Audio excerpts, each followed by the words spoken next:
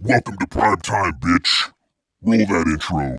This is Movie Time Warp, a podcast where 5 film school friends in ugly chairs rank and discuss the best movies from the past. This season we are warping back to 1987. All right, episode 3. We're talking about Nightmare on Elm Street 3. What a coincidence. Whoa. The Dream Warriors. Where you hiding at, you burnt-faced pussy? I am Beasley. I'm Matt.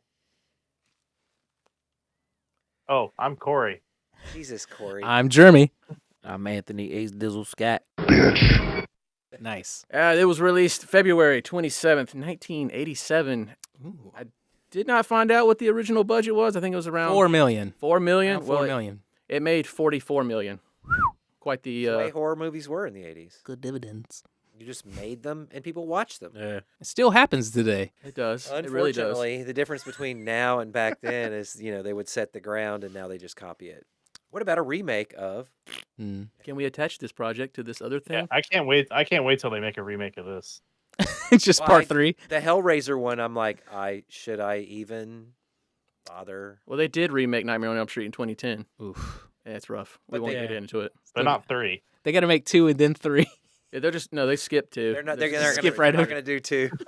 But this movie was the 24th highest grossing movie of the year. A lot lower than I thought. Impressive for what it was. Yeah, I mean, for what it was. I mean, $4 million, $45 million, I think that's pretty good. It's a horror movie turd. Oh, during the time period, yeah. Well, no, not during the time period. People were like, it's going to take care.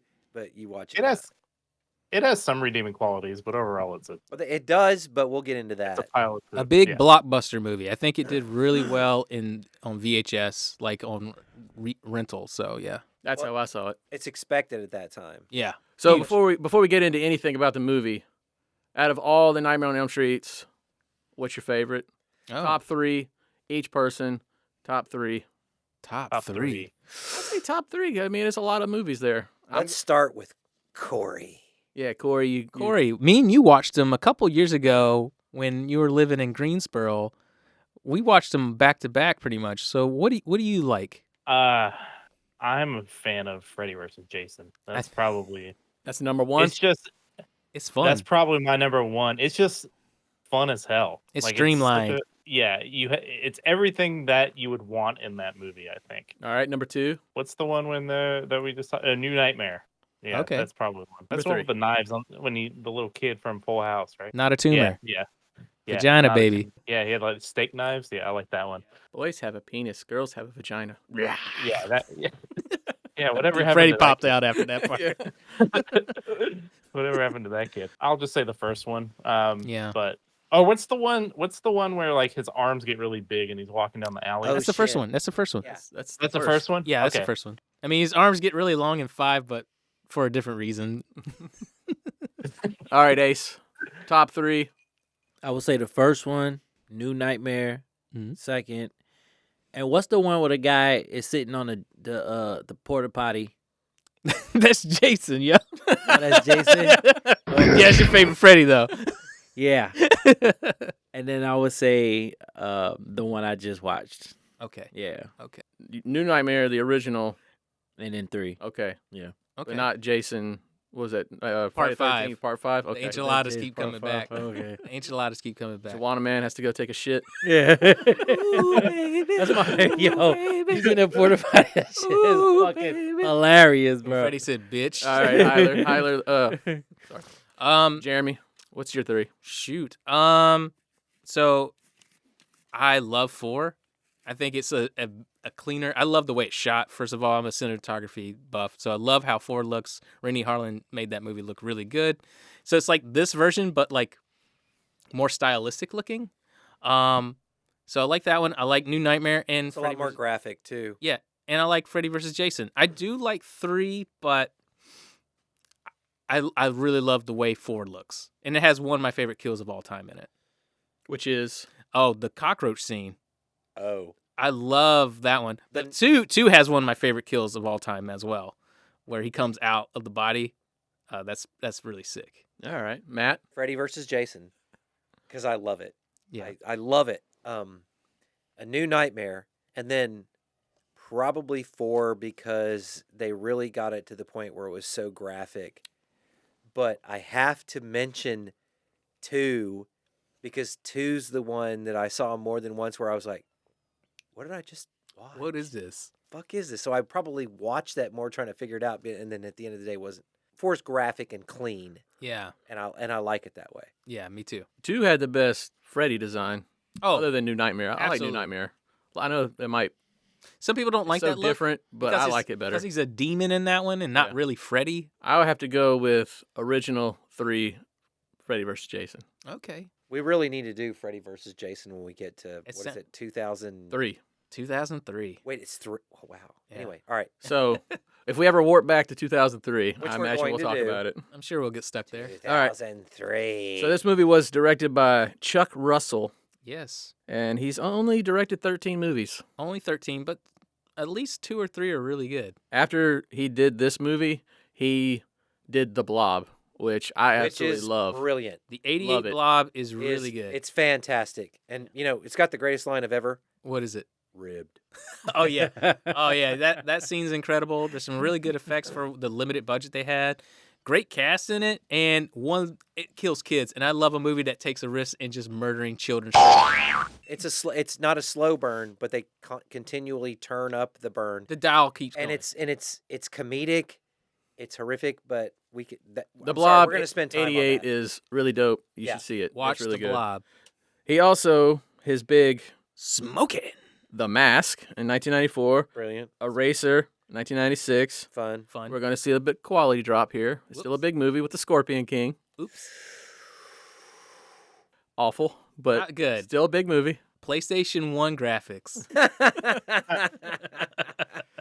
PlayStation 1 graphics in 2002. Probably the worst visual effects shot ever made. Oh yeah, absolutely. Because they were trying to do what You they talking still about can't the- perfect now. No, it's the shot where he becomes a Scorpion Man. Scorpion Oh, King. Yeah. Christ! And I he's like, remember that. they made him all in 3D, which is like, for the time, is like so ambitious. It looks like Buzz Yeah. Lightyear as Dwayne Johnson as a Scorpion Man coming out, and it's very scary. Well, you know when they did it in a crafty way where you couldn't really tell. Mhm. You remember in Blade Uh-huh. when they were fighting in front of The that? silhouette. Yeah, Oh yeah. and I was like, that's a good way to hide it. Yeah. That's a really good way to hide it. That's crafty filmmaking. Well, smarter filmmaker. And his last movie came out in 2024, Witchboard, which don't know what that is. I'm I sorry. remember the first one. Nightmare 3 was written by Wes Craven, Bruce Wagner, Mhm. Chuck Russell, and Frank Darabont. Who's that guy? Yeah, who's Frank Darabont? Well, he wrote Shawshank Redemption, Green Mile, The Mist, and The Walking Dead. So he downgraded, is what you're saying. He started low and moved up. Once he hit The started Walking high. Dead, he just got on the gradual downhill sludge. But a funny little Bruce Wagner, I think Wagner, Mhm. he played the executioner in Wes Craven's Shocker. Oh, did he? No shit. Yeah. Okay. Oh, okay. Other than that, not much or nothing. And I know Chuck Russell, this was his Ah. first film he ever directed. One other interesting side note was Angelo Badalamenti Doing the music. doing the music, and this is like everything Lynch has done for ages, And I was and I was like, oh, no way, didn't know this, and then immediately, I'm starting to connect dots and like, oh, okay, I hear his sound. Oh yeah. But this is his early sound. I mean, this predates Twin Peaks by like 3-4 years. At least 4 Yeah. years, yeah. So- And then because that intro where you're seeing like this house being built and everything, it just has that haunting feeling of the twinkling synth. Yeah, yeah. But that's his style is definite, Oh yeah. but and appreciated. One thing I love about the Nightmare movies are the posters. Oh, The posters are so good. I wish I cannot remember the guy who Matthew did them. Peak. Okay. I know his name well. Yeah. My only gripe with the poster for this movie is like all the characters on it represent no one No in the one. movie. But you got to sell it. But it's a really imaginative. His work throughout the entire series, some of the best poster designs I ever saw done. Because they allude to something greater than some of the parts that actually show on the screen. But man, a lot of imagination. Yeah, and the tagline on the poster is if you think you'll get out alive, you must be dreaming. That's definitely a Robert Shea. Classic. That's definitely Robert Shea was like, I gotta write this tagline, and he put it on This there. movie actually had 2 more taglines. Oh, it did. Yeah, it was Freddy's just around the corner. Terrible. If you think you're ready for Freddy, think again. Those are both pretty much ass. Yeah, the first one was at least something different. That's why I was on the poster. But I guess for like international posters, these other ones were on there. It was one of the boxes I looked at all the time when I was in the rental store. I just looked at it constantly because the art was so amazing. People Miko Hughes, who Yep, played Miko. the vagina kid from Full House. No, from Kindergarten. Kindergarten Cop. Yeah. He actually starred in a unofficial sequel to New Nightmare Oh. called Dylan's New Nightmare. Yeah, it's like an unofficial sequel, but that's where he ended up. Well, that's pretty And we're the sad. same age. Well, I feel pretty bad if he's. Wait a minute. Wasn't that kid also in Pet Sematary? Yes, he is. Yes. He is. And he was creepy. That's why he was in. He can act. He was good as a child. Well, Dylan's New Nightmare got a 6.6 out of 10. So, Oh, sounds like it's pretty good then. I should check it so out. you know it's good. It's good.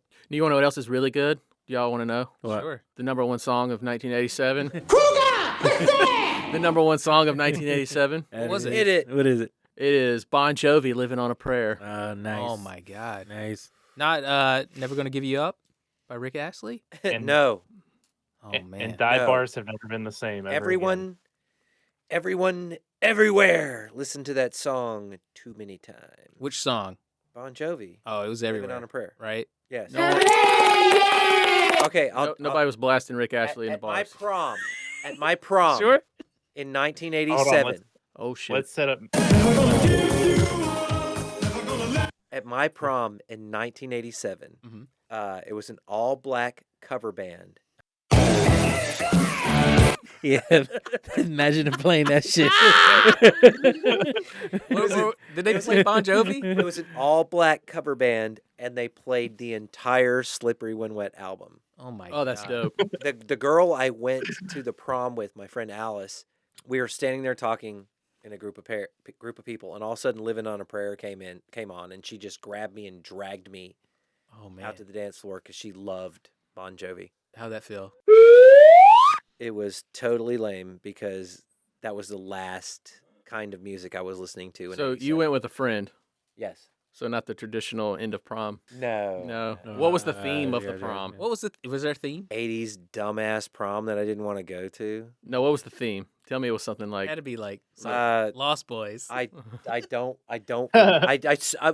basically I was such a punk Dirty rock Dancing. skateboarder. I was such a punk rock skateboarder that my mom's like, "You've got to go to prom and you're gonna remember it for the rest of your life."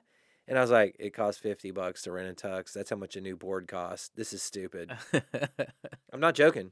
So there was all. Did he use the mouth harmonica to talk through the guitar? No. Oh well, that's. No, I didn't do that. all right, that's enough about Bon Jovi Right. and proms. I'm mad. So let's get into this Nightmare on Elm Street 3 Dream Warriors. Corey, hit me with that synopsis. I'm scared. Nightmare on scared. Elm Street 3 Dream Warriors.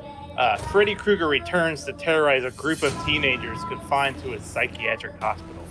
These teens, the last children of the parents who burnt Freddy alive, are plagued by horrific nightmares featuring the Clawed Killer.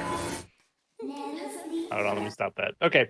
Guided by Nancy Thomas, a survivor of the original film, they discover they can harness unique powers within their dreams to fight back. Together, they become the Dream Warriors! Battling Freddy in a terrifying showdown that blurs the lines between the dreams and reality. Ooh. Sounds like a great premise. It really does. Take it away, Beasley. We're going to start off with a side swipe of the logo, which I really like the logo. It's very basic, but it's red and green, which is like his sweater. And also every final scene, I think, in every Nightmare movie, it's always lit with red and green light. Kristen Parker, played by Patricia Arquette, is making a papier-mâché house. Her first movie. Oh, this is her first movie. This is her first film. She didn't quite meet honey status yet. No, not yet. Apparently. Later, oh, True romance. Yeah. Oh man. One of her first scenes, it took man. about Fucking 50 let him. takes, and they were like, I don't know if this is gonna cut it, dog. Let's not forget her in Lost Highway. Yeah. She's making a paper mache house. We pull out. We see camera pulls it out a little bit. We see that it's the Nightmare on Elm Street house. Elm Street house. And she's starting to fall asleep. So she's gonna take a little spoon. She's gonna put it in the coffee. And for some odd reason, when she drinking goes to eat the coffee, there's nothing on the spoon. I don't know if anyone caught that, but there's nothing there. Is that one of those It tastes continuity errors? Tastes gross. Also, that would be so gnarly. I didn't catch that because I was actually. I didn't catch that either, Beasley. Well, I was kind of looking at the cinematography from the start, like usual in something like this, and it's clean. The moves are clean. The lighting's clean. The lighting's interesting. I'm like, all right, because again, the parallels between what we tried to make and stuff like this is kind of similar. Yeah. She's gonna drink a Diet Coke and turn on Docking into the fire. Right. There we go. I remember when Ah. Dawkins was with, I forgot who they were, but they were playing at the Mississippi Gulf Coast Coliseum. And you went, I did not. aw. Old. So her mom burst into the bedroom. She's like, it's 1 a.m. You need to go to bed. And Kristen is like, I'm still having nightmares. Mom doesn't care because She's gonna get some dick. You know, mom's trying to get her back blown out. Yo, what is with all these movies and the mom bitches trying to get their back? She's like, and she's saying andale a lot. Andale. I gotta get my ass blown. This is our second movie with the mom Where's trying the to get her back bourbon? blown out. Yeah. and she, the whatever the guy is downstairs is just like, where's the bourbon? She's like, I'm sorry, having nightmares. I'm gonna go get fucked. Kristen goes to sleep, and she wakes up in the. Nancy, the Elm Street house. Yes, she wakes up, she hops up out of her bed, and behind her is the Elm Street house where kids are jump roping. There's just a single child. It's a little blonde girl. Well, there's No. the kids all up through Yeah, the it's yard. like all the Oh, kids. End up on Yeah. the girl. yeah. You hear kids singing, but the kids actually jumping rope aren't singing anything. Then the little girl in the yellow dress comes out of the front door of the Elm Street house. Well, she asks her name, and then she just giggles. I'm like, is she supposed to be And Kristen? then somehow that crazy little girl takes that tricycle down 2 flights of stairs. Like, I don't know how she did it, but she's like, So She's a- Kristen She goes. obviously corner. grinded. right? She grinded the railing. Oh, she Tony Hawked it. She totally Yeah. did. Pro Totally. skatered So it. Kristen goes down to the basement, as Matt just pointed out. And out from behind the boiler is the little girl on the tricycle. The only time after the first one that I think where they actually like talk about, hint at like how fucked up Freddy is. He's a child murderer, and these are the souls of the children. Yeah, he's this murdered. little girl's like, this is where he brings us. And you're supposed to get that. You're supposed to know that prior Right. going in. The fire comes on after Yeah. she says, Freddy's home. He wasn't just a child murderer. Well, that's a controversial take in itself. Because depending on which lore you follow, if you go by the original story, it was supposed to be a child rapist and murderer. But apparently, when they were first cutting the first movie together, there was a string of serial rapists happening at a school at the time. And they were like, we should probably scrap that part of the element. So if you look at the original cut footage from the part one, there's a whole segment where they talk about it, where what happened to Nancy's siblings. She had an older sister before her that was killed by Freddy, but also molested at that time as well. It was essayed. She All was right. essayed by 100 maniacs. Yeah. No, just say it. Fucked! I'll do She was something. fucked! He'll bleep it out. Okay. Bleep it out. I'll come back. Forcefully fucked! You stopped at But basically, the whole story is it was a cut originally from the original story. So it's one of those controversial takes that was then used again in the remake, where a lot of people are like, "Oh," but it's up to you. It's very implied that he was it's implied that he was doing some the other tongue- things tongue- Madness. other than killing the There's kids. a lot of tongue. A lot of tongue with that guy. You're sick, you know that? Fire burst in the boiler. Kristen grabs the little girl, and they take off running. And I don't know if anyone noticed this, but like, Like doll. it's definitely a doll. Oh, terrible doll. But the when she's running with her, when she comes around the corner, she hits her head on something. Yep, just busts it. That kid is dead. But anyway, onward. It's a dream. A dream dead. So this is kind of like a little nod to back, like to the original. Like her feet get stuck in this goo, Yep. And then this is the first appearance we have of Freddy when he pops around the corner. Yeah, he just comes swiping around like that. It's your classic horror intro. Mhm. You start with something horrific, and then you start the story. His run pattern got a lot better in this movie. If you've seen him in the first film, he runs like this, Yeah, like when he's running after the blonde hair girl in the first one, Tina. it's pretty silly. It's very comical. He's like, it's like a very fun house. My name's Mr. England. Freddy is about to claw Kristen, and she just barely escapes. So I feel like when I was watching the movie for the second time, all right, she's running down another hallway, which I feel is the same hallway, just running the opposite direction. Is it? I feel that that's It what it feels is. like it, yeah. So, and then she, when she gets to the end of the hallway, she stops. She's like looking around. She bumps into a body, and then there's this like awesome shot of like this huge room where all these Hanging teenagers are corpses. hanging from nooses. Yeah. And then the little girl says, "Put me down. You're hurting me." And it's just a little skeleton puppet. This little skeleton, and then she wakes up, or so she thinks. She goes to wash up. She goes to the sink. Does the natural thing of like, the dream is over. It's all a dream. You get a really sick effect because now we stepped up our dream game. From the first movie and the second movie, we're starting to get more surreal. Well, you've got a special effects company that's Yeah. actually doing the special effects, focusing, specifically on that. And still, they're a little cheese, but at the same time, It's pretty good. that Yeah. particular moment in history, you're wowed by what you've seen Yeah. because you have not seen it before. And it may be a little cheese, but you just go, okay. Yeah, it was pretty dope. Yeah, that part where the sink faucet just turns into the little claws and Yeah. it grabs. Dude. And it's like a skeleton pretty metal. cool. I'm First, loving every it's like- second of it. You have the sink handle or the knob, like its hands. It grabs her hand. Yeah. Then the other knob, the claws come out, Mm-hmm. and he slashes at her wrist. I like the subtle things of like the copper being like skeletal. Like I Oh, really yeah, like yeah. those. Looking like things. arm bones. Yeah, I really like Yeah. those little effects in Yeah. there. Yeah, because she's originally like she's trying to get away once he grabs her, Mm-hmm. and you see the like copper bones. Yeah. And the big thing about this is Freddy's been able to create a entire scenario of all these kids look like they're committing suicide. So Committing unliving. unliving. They've become unalived. Unalive themselves.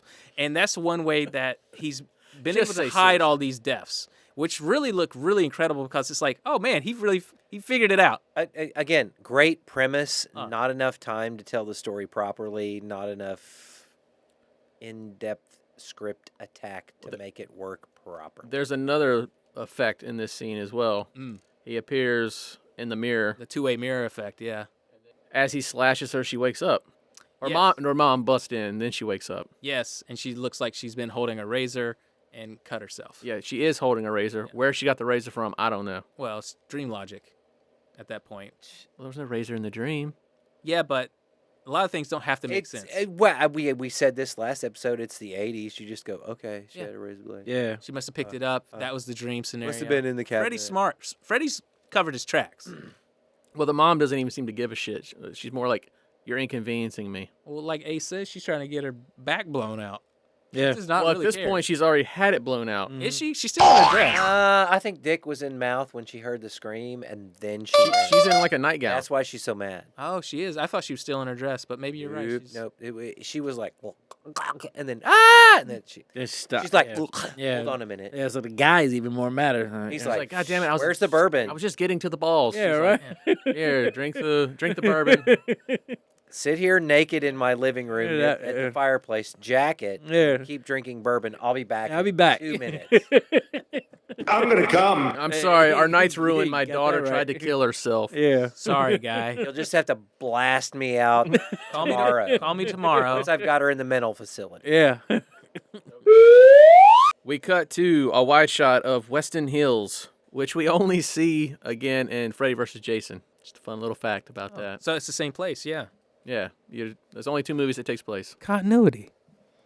And then we cut into the hospital. Lawrence Fishburne is walking down the hallway, and this is, let's introduce the vast majority of every character in this movie in this hallway shot. Oh, it's Larry. Well, in this, he's credited as Larry Fishburne. But yeah, Lawrence. You know who he is. Lawrence. Yeah, he is. It's I Cowboy will- Curtis. That's Cowboy Curtis. I will be referring to him as Max from now on. Okay. He is Max. Morpheus. And Well, he's, he's Morpheus to me. All right. Well, Morpheus is walking down the hallway. No, he's listening- not. He's Ike Turner. All right, Sorry, Ike Turner is walking down the hallway, and I guess this was like a tech thing that a lot of people. I don't know. Is this normal for people Do to the dolly shot, introduce all the characters, follow one character as they go through, and see how long you. No, that's not what I'm talking about. He had a pocket radio. Pocket He radio. did? Oh, Yeah, he had Oh, shit. he had a radio in his breast pocket Mhm. where he was listening to the news, and they were talking about 2 more kids commit suicide. Yep. Yeah, you're right. You're right. Was that like common? What, a pocket radio? no. You get a piece of the back lore quickly, Yeah, without having to so show they can something. launch right. Oh, I get it, but like or pocket radios like Matt, did you have a pocket radio? this thing was like smaller than like a cell phone. No, I had a Walkman in '87. Old. Okay, Corey. I mean, they can't have them like walking around with a boombox. you know what else I had, Corey, Oh, when I I was know. old? I'm just saying. Those headphones that were orange with the cable, the gray cable that went down to it. I'm just curious if like How common that was? how common that was. Not common. It's just something they use as a Because scenario. he didn't have headphones in. He was playing the radio that was big enough to fit into his pocket on his shirt. Ace, have you ever seen a pocket radio? Have I've not. never seen one. I have. Okay. I remember the pocket radios when I was a kid with the single earphone. Okay. Oh, kind of like. Okay, that's. Yeah. Once we get the news letting us know that 2 more teens have committed suicide, Shush, cat. there's a cat meowing outside. There's a cat and I'm not laughing at teens committing. Unliving themselves. Unliving. Yeah, they're no longer alive. Unlived. He runs into Neil Gordon, that I'm going to refer to the rest of the podcast as not Bill Maher. Oh, it's definitely not Bill Maher. That's his name, not Bill Maher. Max has a little theory about why these teenagers are killing themselves. It's a pretty solid theory. I stand by it. What is it? Their parents were hippies and were dropping acid. I hate hippies. And the way they always talk about protecting the earth and then drive around in cars and get poor gas mileage and wear those stupid bracelets. I hate them. I want to kick them in the nuts. Yeah. These goddamn hippies. You got to take yourself back to '87. It was- When I was a product of that, my mom was a hippie. My dad was a football player. They got divorced. Then my mom married basically a hippie. Oh, yeah. And he says the acid they were dropping was fucked up their chromosomes, and that's why their kids want to kill themselves. A strong topic at the time. And I'm assuming all these teenagers he's talking about were like the teenagers hanging in the opening scene with Kristen. Yeah. I guess that's what. We're supposed to assume that those are all the other Elm Street kids that have been murdered by Freddy, because that's all he's taken out is all the siblings that are left over. So that's the idea. So all these kids are supposed to be Elm Street kids that are in the facility. Oh, hello. Hello, cat. That cat is so loud. He's AIDS coming in. kitty. He's coming. Come on in here, AIDS kitty. I'm sorry. Degenerative. Hello, cat. Yeah, we can't call him. Yeah, I can't call him what I Fucked up normally cat. call Can him. I call yeah. him that? All right. Fucked up Anyway, cat. so where does this go? Where So as he says his theory, not Bill Maher's kind of like laughs and then keeps walking. Now we're tracking with not Bill Maher, and then he runs into Taryn. Is that how you say her name? Yes. Taryn. Mm-hmm. And looks very tired. He asks her if she's getting sleep. She doesn't speak, but I don't know if anyone else noticed this. She is wearing a Dokken t-shirt. Ooh, subtle. I did. It's from their album Tooth and Nail. they had sucked a- ass. It had a Oh, hand or a claw on the cover, Yeah. it was- how well known were they before this? which came out in '84. Had nothing to do with Freddy. It's just they had, so it's like a little, little nod. yeah, it's kind of, Yeah, there was a very strong metal presence, but they sucked. But ass. were they well known before this movie? Like, Yes, like oh, they we got, sucked ass. oh, they definitely were. yeah. Yeah. yeah. I and didn't they know sucked because ass. I really only know him from this. I'm They're on the horrible. opposite They side of suck his ass. opinion. Sure. I love Dokken. I think they're great. Before you even seen this movie, you knew about them. Yes, but see, the difference is I look back at it. Matt lived through it, so Put it this way. If you got to go to a football game with your friends and all they listen to is Dokken on the way, and then you get out and they drink beer and you're kind of weirded out by people driving and drinking beer and they listen to Dokken all the way, you get a little tired of Dokken and fearing for your life. well, I think Dokken fucking rules, and Awesome. so Karen doesn't acknowledge not Bill Maher. He keeps walking, runs into Jennifer. Jennifer, Not Renee Zellweger. I think that was a long-running thing that I always heard that was like, oh, that's Renee Zellweger in her first movie. It was like, no. No. Like No, chubby-cheeked it's not. version of her. Right. he asks her about her burns, and she's Names off all the different cigarettes that she burns. she herself does. with. She's like, yeah, there's regular, menthol, and ultralight. I forgot that ultralights existed then. Oh. And she wants her cigarette privileges back. And he's like, it's a good line. It's probably his best line in the whole entire movie. He says, don't hold your breath. Corey, there you go. There he was. There it is. That's his best line in the whole movie. Oh, my God. So then we have, like, this character, Philip, who's running down the hallway, bumps into him. Not Bill Maher says his name. Can barely make out what he's saying. Oh, it's just gibberish. At this point, I paused it and had to look up the character's name because I was like, what the fuck did he just say? It's just gibberish. Like, he bumps into him. He's like, "Hoo-foo." Like, what was that? Who? Got one line. Only got so much film. Guys, we got $4 million. Let's shut the fuck up and keep going. Yeah, Going, right. bro. We're getting this in one take. You got 15 minutes to move on to your next setup. Whatever. He dies first. Yeah. Just quick. Let's Yeah, get him yeah. in and out. Blah, blah, blah. Whatever. So then, not Bill Maher goes and looks at a window through a door, and we see Kincaid, who is in a padded room. Got anger issues. He does. He's a very angry man. Spend so much time Teenager. in solitary. And then this is all one shot. So then, as he's looking at Kincaid, Dr. Sims pops up behind him, and they start talking about, kind of gives Kincaid's like character synopsis where he's like, how he's angry one more time. We're going to have to ship him off somewhere else. And then she starts talking about the new doctor who's going to be joining him, and not Bill Maher is not happy about it. And she's like, well, she specializes in pattern nightmares. Very specific. Wonder why. Huh. Plot device. In this movie? Who is this character going to be? And not Bill Maher's like, I don't want her here. She's just here to get credibility and all this stuff. And Sims is like, well, I hear she's really great. And then over the intercom, both of them are called to the examination room. Mm-hmm. And we see, as they're running around, we see Kristen's mom talking to the nurse. Oh, she just wants attention. Real good mom. As not Bill Maher and Sims run into the examination room, and Kristen is like fighting the orderly. She grabs a scalpel. She cuts Max. Yeah, she just wants attention. Like this, her mom is awful. Bitch. Oh, her mom is the worst. I think that's why they kind of cut out moms in the rest Typical of the series. 80s parent.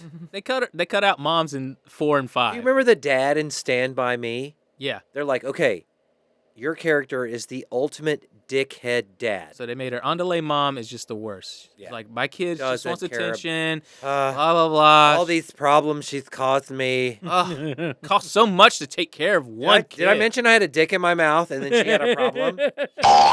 3 drinks in, and 3 drinks in and it was going to happen.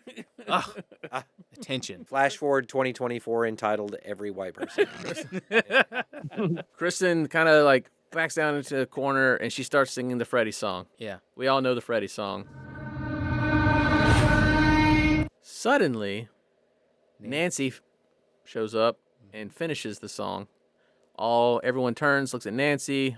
The first appearance of Nancy, rocking the little white streak of hair on the wrong side of her head. And the poofiest hair. I feel like this is when like a sitcom like clapping would happen. Oops, sorry, that was really loud. Close enough. I don't have a clap. It's okay. They fucked up the hair streak that she got from not sleeping. She got a gray hair, Mm-hmm. a streak of gray hair, and it was on her left side, but in this movie, it's on her right. Oh, they just fucking up all the continuity straight from the start. Continuity. What the fuck? Well, because 2 was so random and odd, Yeah. it was allowed. They forgot. Because you went complete Season of the Witch on Nightmare of Elm Street 2. And then they went back to the formula. Yeah. Like, what? Right away. I'm just going to say this and we don't have to dwell on it, but what the fuck was 2? You want to talk about 2 a little bit? All I know is when I saw it, I was young. I was 15. I didn't get the undertones. Mhm. And I was like, what did I see? Were those gay guys? I mean, it's definitely there when you look at it now, and I think post. Oh, when you watch it now, it's like, hello! It's very You know, apparent. And yeah. at the time, even the director was like, I didn't know I was making that, but the writer, I think, later said, yeah, I knew I was writing, but I couldn't say it. I'll give credit where credit was due. That sort of approach in the 80s was bold. Oh, I mean, it's got some really things that I really like about it is great makeup effects. I think Kevin Yeager did the special effects, made Freddy look more like a witch monster. Freddy looks sinister. He looks so sinister, and I kind of dig the idea of just the finger claws, not wearing the glove anymore. It has a surreality to it where you don't know what's going on, so your mind's constantly like leaping. It also has. So I'll give it credit for that, but like I said, when you're 15, you're like, ow. Yeah. Well, whenever we warp back to whatever year that movie takes place, we can talk about that. But right now, okay, we're on 3. 1985. But it was just a huge diversion, so we jumped into this movie. So that's why it's kind of weird that. But you're back on track, and maybe that's why it was as successful. And we're back on track. And what happens in this movie in the next scene, right? Mm-hmm. I guess one of the big reveals of the whole Freddy lore is not Bill Maher and Nancy are walking. He tells her about the patients, how they share the same delusional boogeyman in all their dreams. Mm-hmm. One of the kids that got sent to another institution cut his own eyelids off to stay awake. Pretty gnarly. It's pretty gnarly. That's pretty brutal. If you can cut your own eyelids off to stay awake. Ugh. Then, as Nancy's about to leave, she drops her purse. A bottle of Hypnosil falls out.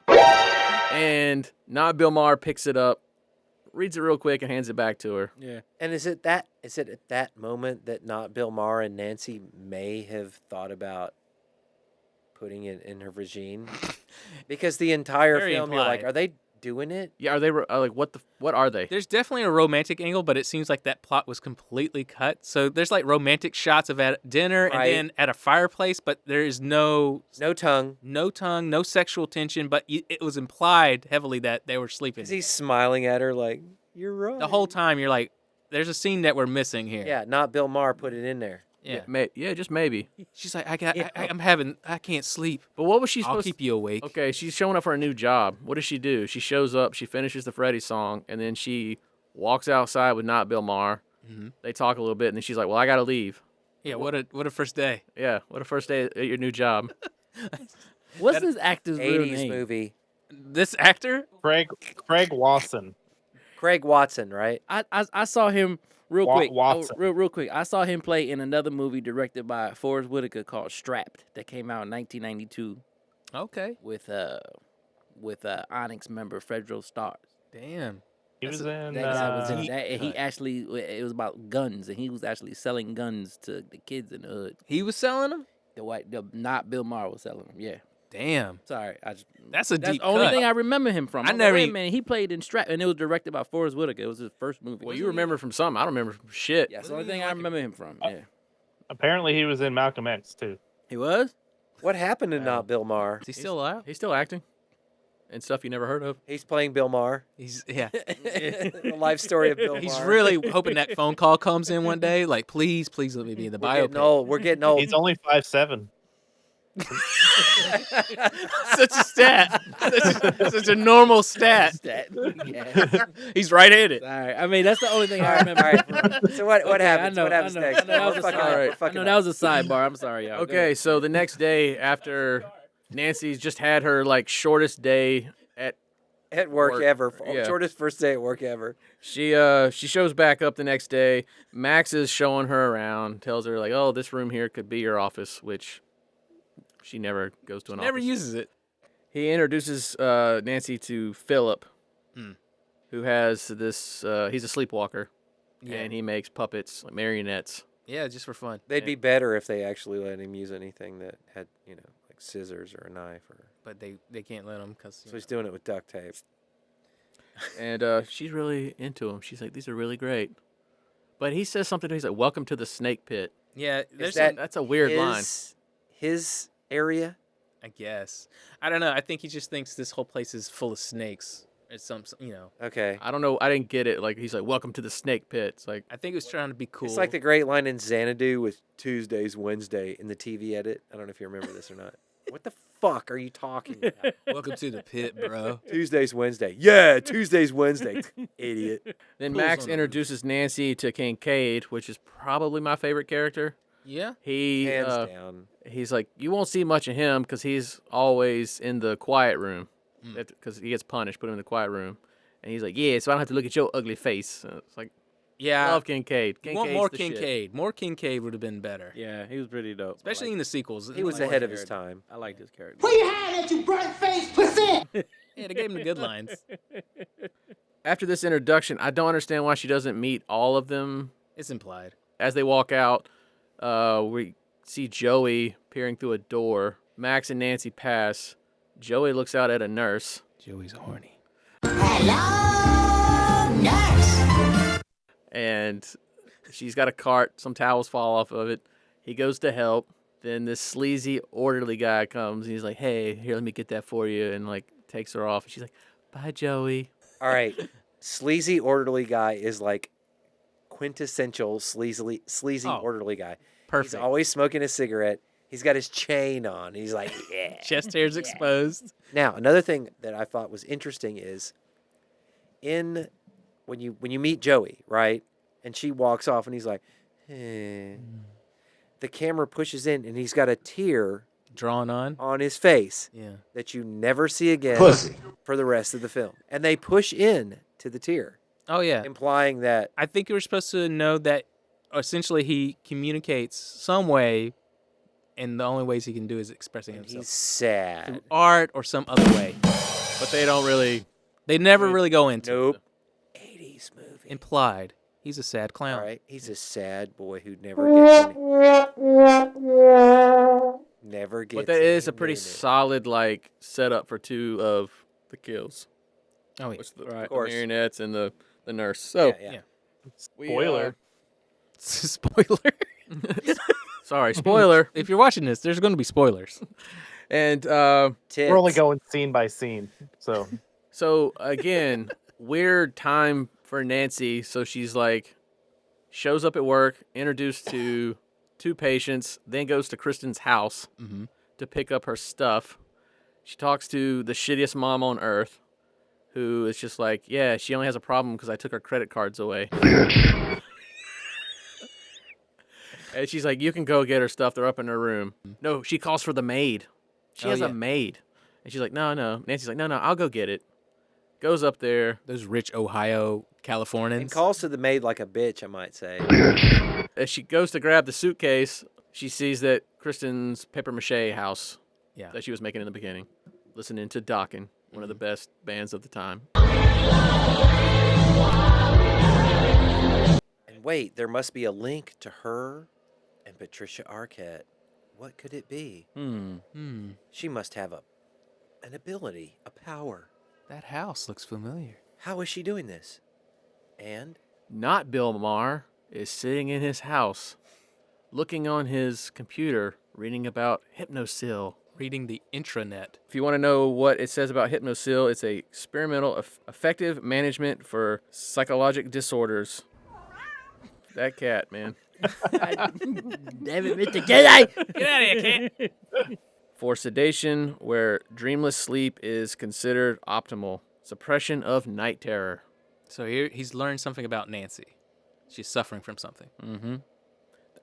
I'm assuming that same night we go back to the hospital. Kristen's in bed. She's drawing the Elm Street house because they've taken away her paper mache. They never really talk about like why she does art. Oh, she's the artist. I mean, if there's anyone in the movie, I mean, she has an ability. yeah, she's a seer, as they would say. You right? They do a little transition where it's like, is she asleep? Is she awake? She's like, she doesn't realize she's asleep, basically, is what goes on. Very common in this movie. The tricycle from the opening scene rolls in, leaving a trail of blood. She gets up out of bed, and as she does, the tricycle starts to melt. Which is a great effect for that time. Yeah, looks dope. really cool. She slowly backs out of the room, and as she gets into the hallway, the door slams, and it's the door to the Elm Street house. She is now in the Elm Street house. For some reason, there's a dinner table. I don't get why this is there. Or why there's a rotten pig on it. Or why it's even Freddy's house. At this point, the series has decided that the Elm Street house used to be Nancy's, is now just Freddy's home. I don't really get this scene other than it's just there for a jump scare, but You get the little pig going. Well, it's a nightmare. It doesn't make any sense. You just go into a nightmare and you're like, what's going on? For the audience, it's familiarity. We've already got in common, like, oh, this is the house from 1 and 2. as she walks into another room, the lights cut on, and this is probably one of the most iconic scenes of this movie. They have like something crawling under the rug. goes up the wall. The drywall's busting up, and Which is some of the coolest effects in the movie. You mean Cock Freddy? worm Freddy. Well, they had to goo him up because he was very cocky on the day when they shot him. They were like, "Ooh, we can't put this on camera." Freddy turned himself into a cock, and now he's going to eat Patricia Arquette. We've all thought it. I mean, it's a really cool effect, but they were like, we can't. So they threw a bunch of green goo all over him to hide how penis-like he looked.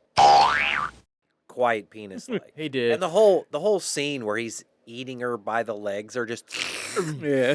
you're just like, It's got a great sound effect. Well, wait. There's something that happens before he starts to eat her. He comes up from under the ground, grabs her, takes her up, and for like one of the most brutal, like how she was even awake after this, pop-up power bomb, power slams onto the fucking ground. cock power slam. Just Like- slams her. Like, what the fuck? Like, her head just slams against the ground. It's like, okay, she's knocked out, but no, he's... Oh, she would have been completely done, TKO'd, right? Goodbye. He We're starts... nothing. We're dust. And that whole sequence was done, shot in reverse, how they made the eating done. Because it's an incredible effect, but they had to basically reverse it because it'd be too hard to go forward, so they have to pull it back. Well, that's what makes some parts of this movie actually cool. Yeah, the in-camera effects. Is they're mixing practical, they're mixing stop motion effects and post effects for the time, and all three of them were playing kind of simultaneously together throughout the film. Yeah. And at that particular point in '80s, when you see something like that in filmmaking, you just kind of roll with it. I mean, like, okay, when Freddy, when we'll get to it, but there's an effect where there are strings that are being cut by him, right? And obviously the Post House came in and did the effects on it. It's cheese-esque, but in '87, you're like, oh, that's kind of cool. How'd Pretty they neat, do that? yeah. Yeah. And even now, from the post-filmmaker aspect of it, you're like, well, I see how they did that. I mean, I would have done it this way, but, you still buy it, especially when you know what it takes to achieve the shot. Yeah, if the time and resources that they had, you're like, okay, they pulled it off pretty well. I mean, I think overall the visual effects in this movie are pretty damn good. Well, Like they're- even if they are cheesy, I would rather take practical cheese over like bad green screen and terrible 3D. Like And, what like, I Chuck think- Russell does later in life with the Scorpion King. Yeah, mean, exactly. I Scorpion appreciate King's it, great and it's the best part of the film. The Oh, yeah. post effects or the practical effects or the stop motion effects are the best things in the film. And not to harp on Chuck Russell's effects, because he actually was trying to push the boundaries with something like, The Mask. He was doing something that didn't exist at the time, but he just overstepped it with the Scorpion King. Sorry to pull it that way. So, as Kristen is being swallowed by the Freddy cockworm thing, Cock. Yeah. she calls out for Nancy. Yes. And Nancy hops up out of her chair that she got from The IKEA. IKEA. It's the IKEA chair. IKEA chair. The IKEA chair. She looks at the house that she made out of paper mache, Mhm. realizes that Kristen is calling for her, and one of the lamest ways to fall asleep, she just kind of grabs her head and falls back into the chair. Still a cool effect, though. The cool effect. of It's a falling cool into the- effect, but I don't know. know. I'm asleep. It's I would put it up there with Talia from The Dark Knight Rises when she dies. Ugh, I'm dead now. I'm Yeah. asleep. I don't know. I just didn't like it. Yeah, that will to sleep. So it's like, is she already sleeping and this is just her waking up within the dream itself and then she's backpedaling, or is this she's going to sleep? That's the part that we don't know in that time frame. It's yet. the power of Kristen. the power, yeah. Yeah, it's- Because this dream warrior Yeah. powers, yeah. Because she's, I guess, the dream master in this Yeah, if movie. you haven't locked in at this point, you need to go ahead and do that. Yeah. Just accept what they're telling you. Yeah, exactly. Nancy is now in the room where Kristen is being eaten by the Freddy cock, and there's a piece of broken mirror on the ground. She grabs it, stabs Freddy in the eye, Yes. and then he spits Kristen out. And then she realizes who it is, and he realizes who she is. You. Great little moment. It looks nasty. I love that puppet, though. Great cock. That's some fine cock. This is a giant cock. So that happens. They have their moment, then they pop out of it, and then she realizes, oh, wait a minute. Yes, that's when she realizes she's been injured in the dream, yeah. Nancy's like, Kristen, get us out of here. And she's like, all right. Yeah, she's already put all her energy into believing Kristen has a great ability. Yeah, but it's like, well, if she could do that from the get-go, why don't she just Do it. Do it. Yeah. Plot device. 80s movie. Just go with it. The next day, Nancy's talking with Kristen in her office. Oh, finally. Max pointed out, she's got her office, and she's like, "You've got this amazing ability to pull people in your dreams. How long you been able to do this?" She's like, "As long as I can remember. I used to do it with my dad, but I quit when my parents got divorced." No. And it was funny because my dad thought they were his dreams. Oh. The only mention of her dad. Mom's not thinking about it. No, mom's too busy. Mom's got another man down in the living room. Haven't had sex in 15 years, and I want to fuck. Mom's banging the pool boy. Probably. Who drinks bourbon? Pool boy, I drink whatever you tell me. Hey, dude. What is this? Great lemonade. Said you want me to fuck you? Okay. What are we doing? We're starting a porn. Yeah, we're all now in group. I'm gonna come. We're gonna have straight talk, as not Bill Maher likes to start off every group session. Oh, yeah. Right. Straight talk. What's going on, guys? And they're all being introduced to Nancy, and we meet Will, who's in the wheelchair. I've fallen, and I can't get up. And of course, he's the biggest nerd and the Dungeons and Dragons guy and the nice guy next to Joey. Which is a big aspect of this movie, this whole role-playing aspect. So they all talk about how they all have the same dream. They all had the same dream before they even met, and no one seems to want to listen to them. And Sims, she's like, "Oh, it's just repressed regret and sexuality or whatever." And Kincaid's like, "Oh yeah, my dick's trying to kill me." Best lines, Kincaid. I mean, we saw a dick earlier, so That is true. yeah. A dick was trying to kill Kristen. Yeah. So So, I mean, he's not wrong. They should have listened to Kincaid more. I know. The black voice of logic. That's right. but this scene is like, it doesn't really do much other than just to introduce Will. Like, was he like casted late or something? Because you don't see him till this point. They would have to, like, find motivation to get him out of the room, which he's either stuck in Oh, bed. that's fucked up. Come on. That's fucked up. You say they just leave him in the Anyway, bed. this is your classic 80s. Max doesn't want to go pick him up out of bed. So he's like, And this fucking- and this is Will. Like, he's got to hold him up later. It seems like this scene's just here to like introduce Will. And of course, Philip has like a little like rant where it's like, no one believes us. We go around in circles. This group is stupid. Which is really how they describe his introduction, because he's so nonchalant. Because it's the kid from Elvira, Mistress of the Dark, and he's like, "Yeah, I tried to jump and I hurt myself, and this is what he got." And I'm like, "Man, what? This is brutal." Like, it's just so matter of fact of how he's crippled now from his own actions. You could learn a lot from a dummy. Buckle your safety belt. He wanted to unlive himself. Well, he In an wanted to attempt unlive to himself. unlive himself. He ended up in a wheelchair. Cause fuck 'em, that's why. And then Joey, Will, and Tara are playing Wizard Masters. Dungeons and Dragons. Wizard Masters. Dungeons and Dragons. Which is Will's fantasy. And it's Tara's turn. Nerd. And she rolls a 16. 14. And she's like, she's not into it at all. And Will makes her say the line. What's the line? Hold on. I had a hard time understanding the name. I'm going to say like L'Oreal, like the shampoo L'Oreal. or whatever. Yeah. L'Oreal. L'Oreal. And the name of L'Oreal, Prince of Elves, Demon Be Gone. She's like, I'm out of here. I'm not doing this. The name of Yep. Pert shampoo. Yep. Dungeons and Dragons was done being cool in like 84. It was Like, it was this past. guy It was was already left past his over. prime. Yeah. Even though Satanic Panic was still full run. Oh, dude, let's not get into Satanic Panic. Some would say D&D is actually more popular than now it right now. is. Fucking Some would nerd. say that. But in '87, What does your dungeon master say, Corey? are you playing it weekly? So as Tara leaves, because these guys are just too nerdy, Max enters and tells them to go to bed. Yeah. Between Joey, who doesn't talk, and Will, who doesn't walk, they have created a buddy system.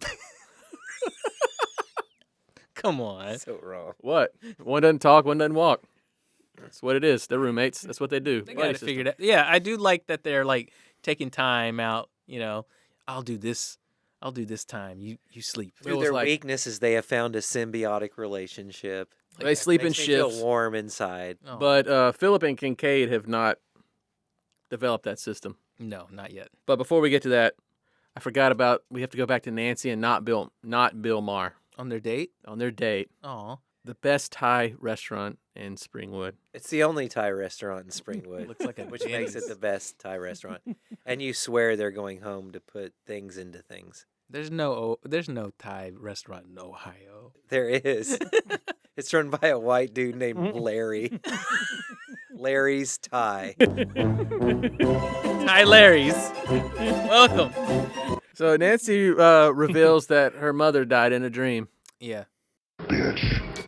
In her sleep, excuse me. I'm so I assume in sorry. a dream. Which but is watch still it. a very bizarre scene. Don't know how she really actually died. And then she's like, I don't talk to my dad much. Because the chick playing Nancy can't fucking act at all. She's off. No. No, she's Seinfeld. She's like, I can't act. I'm awful.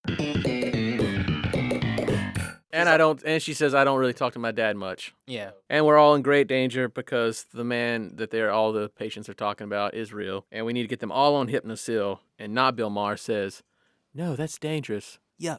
Never explains why. Because it's experimental. It's new. It's a new drug. She's taking something. Oh, well, excuse me, all to hell. Well, I mean, have you not kept Yell up? at him, Corey. Pussy. Oh, it's experimental. It's like, well, you got a bunch of patients killing themselves because of their dreams. I feel like, yeah, you probably should give them the medicine. Cause fuck them, that's why. Especially the nurse lady. She definitely is like that. She's Bill Maher. She's real Bill Maher. She's like, real fuck Bill- him. Yeah, that nurse lady is ill. Nurse man. lady She's- Bill Maher. That's she's her a name. bitch. Yeah, Uh, bro. She she's just a straight bitch. hates him. She Well, no, was, she's. bro. I mean, even when Bill Maher character gets, Yeah, she's like, I will take care of them. yeah, And you'll But be responsible for She's this shit. condescending Republican. Yeah. Is what she is. And Hold she's- up. Y'all jumping the gun over I'm like just saying. What did a you really say? good scene, like probably the best death scene of this whole movie. Let's go. All right, it's Philip's death scene. He does have the best death scene. Because no walk, no talk, have the buddy system. Kincaid and Philip do not. But Philip sleepwalks. Kincaid wanted to go sleep. His ass was like, fuck this shit. He is, because he's like, have fun. Have fun sleepwalking again. He just rolls over and goes back to yeah. He sleep. does. He went back to sleep. Stupid ass person. But I mean, one of the coolest effects in the film is Freddy turning into the puppet. Yeah. I mean, there's a little stop motion in there, but at the same time, it blends together well. Oh, yeah. It looks really good. And even now with what we have, thinking back to it or whatever, I was like, nope, I'm gonna give it credit. I like it. Also, using the veins Yep, as. it's tendons. It's not. Tend- It's oh. using his tendons. Oh, it's just so nasty. Yeah. That was nasty. And when I saw it originally when I was a kid, that was one of the more visceral moments where I was just like, oh. And now you watch it and you're just like, It's just still But nasty. then especially like showing his feet. Yeah, they do a close up on his feet. Yeah, yeah. Ugh, so nasty. But all right. So he basically Freddy's treating him like a puppet. like a puppet. And walking him to the windowsill. What is with him walking through the door? We never explain why he can go through doors. He just The door- walks through the door was open. No, he No, walks he through walks it through a like locked a ghost door, like a ghost. Yeah.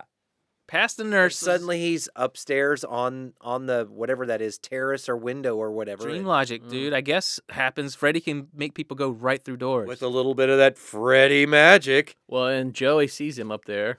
Yeah. He goes and wakes up everyone. He has to yank Will and just drags his ass to the window, which I was like, that's a really great scene. I like that part. Well, the clanging down the hallway, waking everyone up, I getting love in the that. room, and then all of your major characters are screaming for him not to do it. I thought he goes to the nurse first and like knocks the food down or something. Yeah, he does. No, he he gets the gets tray the from She the doesn't nurse. get her attention. Then he's like, "Fuck her." Then he knocks the food down, Yeah, grabs yeah. the What's wrong, tray, Will? and starts I mean, what's bashing wrong, the Joey? walls or bashing the doors. Right. Mm-hmm. And then everybody's screaming. And again, or not again. I'm gonna bring this in. Patricia Arquette's screams Oh. get on my nerves. Almost as bad as Will's. Will's got a great scream, too. Okay, well, Patricia Arquette, a.k.a. Kristen, don't really understand why she gives a shit about Philip. They just met. Because they're all young. They've all made these She's had like one relationships. group session with him. But they all relate already. Okay. But they watched Scooby Doo after that, and They probably and did. ate. Yeah, and then they They realized bonded. they're all bonded already. Like All right. fudge roundies. No one else believes me but these kids. All right, so then Freddy cuts the tendons and he falls to his death. Splat. With another one of those really weird post shots where he does like this, and you see the animated strings go. Yeah, But again, a little twinkly. in '87, you're with it. They had to make sure you could see him. That's the only part where it's like a little cheesy, but I'm like, it's fine. It works. But you still like again. if you have any knowledge of then Yeah. to now, Mhm. you go back to then, you're like, it didn't bother me then. No. Now you look at it and you're like, that's cheese log as fuck. But as back then, you're just like, oh, okay. The next day at group, where they all have straight talk, Straight talk, just tell it like it is. they talk about Philip's death. Kincaid is just like, yeah, he's weak. He got. Fuck him. That's just kind of harsh as his roommate. Yeah, that's pretty fucked up. You just rolled her, went to bed. What's Kincaid's in it to win it, man. Mhm. Win what? He's going to get out of that damn place. He realizes it's a numbers game, and he ain't gonna be the first one. So anyway, he starts acting out. Orderlies come in, take him to the old quiet room, and they're gonna sedate him. Don't touch me. Oh, get the fuck off me. Sims still does not believe anything about the boogeyman. Completely Whatever. oblivious. She wants to sedate them all so they can get good sleep. They just need real good sleep. At this point, not Bill Maher has decided that they need to take Hypnosil. And this is the scene y'all were talking about Oh yeah. earlier. And she's completely just against it. And it's like your reputation's on the line if you give him this drug. And she has like the craziest eyes during this scene. Just looks so mad. Well, she plays that character other times. Oh yeah. We need like a really assertive older lady that can be like a mean. What's her name from? What the Hoots? You know, they get her just like the dad. Mm-hmm. The dad is that guy. Yeah. Her Nancy's dad is. You've seen him in plenty of movies as that Guy. Yeah. John the Saxon's heavy, always yeah.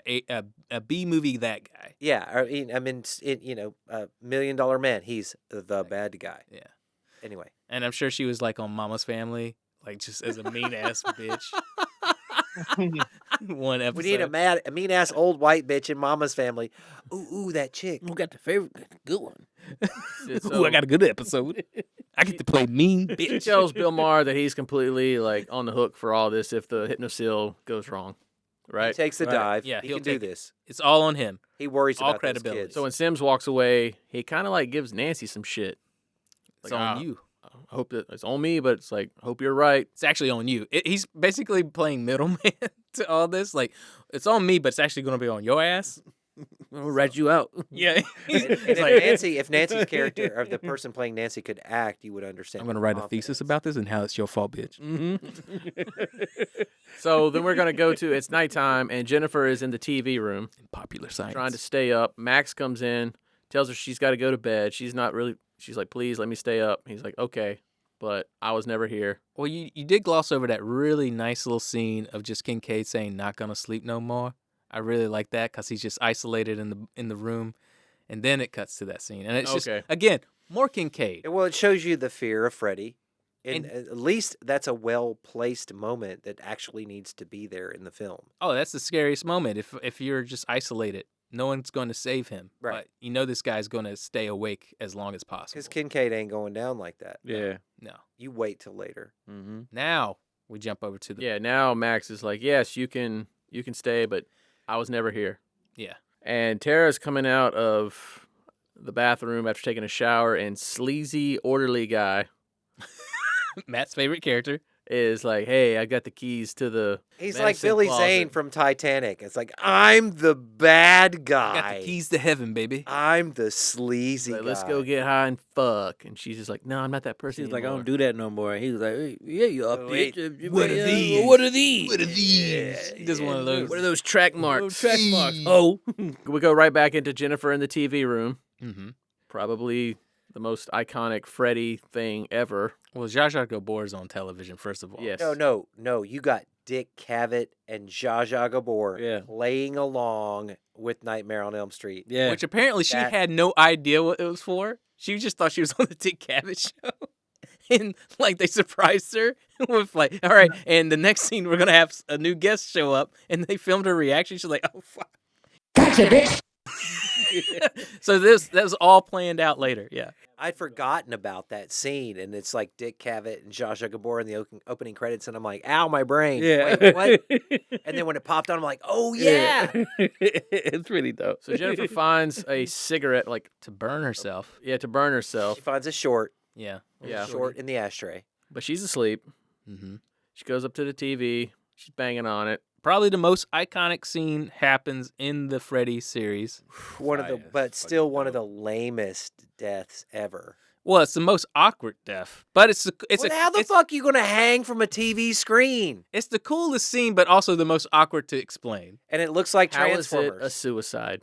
I mean, How does she commit suicide? Yeah, that way? She runs across the room, leaps head forward into the television, and then hangs there. and then Lawrence Fishburne walks through the door and is like, Oh, "What the fuck is this shit?" That's of these- clearly a suicide. oh heavens! He just writes it on the document. That says clearly a suicide. shit. Damn. White bitch just killed herself. So arms come out, grab her, pull her up. You know, it's prime time, bitch. It's prime time, Boom. bitch. Bust her head through the TV. She's dead. Cut to Jennifer's funeral. Like, we go like, Straight to it. she's dead. All right, funeral. And my favorite moments with Not Bill Maher is he's at a funeral and he just walks away from it because he sees a nun. Yeah. He's talking to the nuns. Mary Helen, Is her Mary name? Helena. and she's like, she talks about the spirit of Freddy, and how it needs to be laid to rest. She knows a lot about who they're seeing already. The young girl on the staff was accidentally locked in here over the holidays. The inmates kept her hidden for days. So after the nun exposition dump tells how to defeat Freddy, we go into a very, very romantic setting So intimate. at Nancy's house with not Bill Maher. Candles, Fireplace. They're eating dinner, dimly lit. He's staring out the window, talking about his troubles. Backs are going to be blown out. Mm-hmm. And then he's like, "What's this doll here?" Oh, You've got this doll on your mantle. What is this? So what is it? It's a Malaysian doll for dreaming. Give you good dreams. Okay. It's like a dream catcher. And they just talk about how her So old... Nancy's a hipster chick of the 80s. All right. Instead of dream catchers, it's Malaysian dolls. Oh. yeah. So Trying to feed it back to the Cambodian story with Wes Craven got the idea from, I guess. he finally sits down. He's listening to her. She goes into the Freddy story. Then we cut into group the next day. Straight talk. Straight talk, straight talk. And Nancy takes over the meeting, and she starts talking about Freddy Krueger, what he looks like, who he is. You're the last of the Elm Street children. Your parents killed this guy. Now he's trying to kill you in your dreams. They're all like, holy shit, how do you know all this? And then not Bill Maher decides to do hypnosis on all of them. They use the hypnosil and stuff, right? Not yet. Not yet? Okay. Hypnotized. They're going into the dream. Right. Nancy's like, Kristen has the ability to bring us all into one dream. So not Bill Maher is going to hypnotize us. We're all going to go into a dream, and we're going to do this together. That's the plan. They shouldn't be having this meeting. No. What would the nurse and the other doctors think about this? Well, they're not supposed to know about it. Not Bill Maher does the click, click, click, click, whatever that thing's called. It's like a metronome. Okay, there you Little go. balls. And then they're like, oh, it didn't work. Then Then, an incredible CGI effect or optical effect happens. yeah, little metal ball start floating around. Wee. And they start realizing that they They're have dreaming. dream warrior powers. I'm the wizard master. That's when the Dream Warriors kick in. Now, Will, he's like, in my dreams, I can walk. Bitch. Come on. That's And it? then, yeah, Hold well, on. no, and then he's like, wait a minute, I've got another one. He's double. I'm also the wizard master. Yeah. All right, you just took up 2 turns. But anyway, And then Tyrion. Taryn's like, in my dream, I'm beautiful. It's like, And badass. wait a minute. So I'm she like, has a- you were better looking before that Well, fucked up hairdo they gave her. The dumbass I hairdo, disagree. which straight up her character looks like she pulled her from Night of the Living Dead. Oh, yeah. Return of the Living Dead? Yeah. Return of the Living Dead, yeah. I disagree. I think she looks very attractive. But if it wasn't for the hair, Well, both yeah, ways. she's smoking hot because she has the bustier-ish type booby pushing up thing. But the hair is all fucked up. And then she's like, I'm also bad. And she flicks out these like 3-inch 2 blades. switchblades. Yeah. Are you Right. kidding me? 3-inch blades. Go bigger. It gets better. Go it gets bigger. better. Kristen's like, in my dreams, I can fucking do flips. Yeah, She can do flips. She can do gymnastics. No. Her dream warrior skill is flips. Flips. Well, she has more than that. She just gives her the credit of flips. Yeah. Yeah. And then Kincaid's got strength. He's gonna watch In the me chair. bend this chair. because I got a high voice. I was a little mad though because it looked like it was really hard for him to bend that chair. Yeah. I did not like how hard it looked for him. Wait, there's more dream warrior powers. now What the are they? best power of all, my opinion, Sure. is going and fucking the hot nurse. That's the best. I mean, that's Joey's power is he wants to get he wants to get Joey's down. power is his dick. It gets stronger. Penis my works. dick. My penis works. Joey walks off. Nurse lures him into the bedroom. And quintessential 80s expose the titty moment. Oh, Now, I will have to say, I've seen lots of tits. Those tits are phenomenal. when she turns around, great both, 80s boobs. both my wife and I were like, "Damn, those are wow. Those are some cans." Before we see the titties, she has some dialogue. What was the dialogue? I knew what was coming, so I. Katie has some big Hey, ass. Joey. Hey, nerdy guy that never speaks. You know how much I've always liked you. I'm totally gonna. She sits him down on the bed, unzips. She's like, "Do you like my body?" And he's like, Nah. Joey, I always thought you were cute. It's like such a straight out of like Fast Times at Ridgemont High scenario. Like she's reading the script behind her. Oh, she definitely was reading. Yeah, and I she's want to reading the know script where behind she him. came from and what happened to her after. I'm pretty sure she I was want a to see Playboy. what she looks like now. Oh man. I'm sure she was a Playboy model. If not, She modeled something, dude, because them cans. yoink. Wow. Boy. I like nice tits. I always have. How about you? Back in the group. Group therapy. Ugh. Back to the story. We have the walls turn into, they're like basically in a boiler. Yeah, they're trapped. And all of Kincaid's strength, it hurts to touch the wall.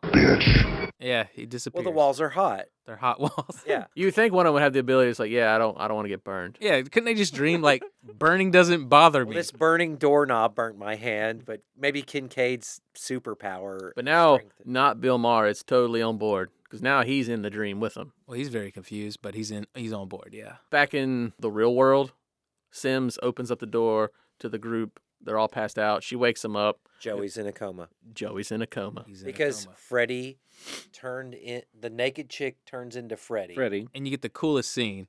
Wait, it is badass. Like, bites his tongue, pulls his tongue out, and then all of a sudden these Freddy tongue worms tie him to the bed frame. The bed frame falls away, and he's over a pit of flame and goes into a coma. Mm-hmm. Yes. And so when Nurse Ratchet And it really threw people off. busts Okay, in, Sims. Yeah. yeah, when Sims busts in, suddenly he's in the coma, and that of course reflects badly Yeah. on not Bill Maher and Nancy. Yeah. And they are Reprimanded and reprimanded and basically relieved of duty. Yeah. The manager of the hospital is like, in the last 2 days, we've had 2 suicides and now a coma. Mm-hmm.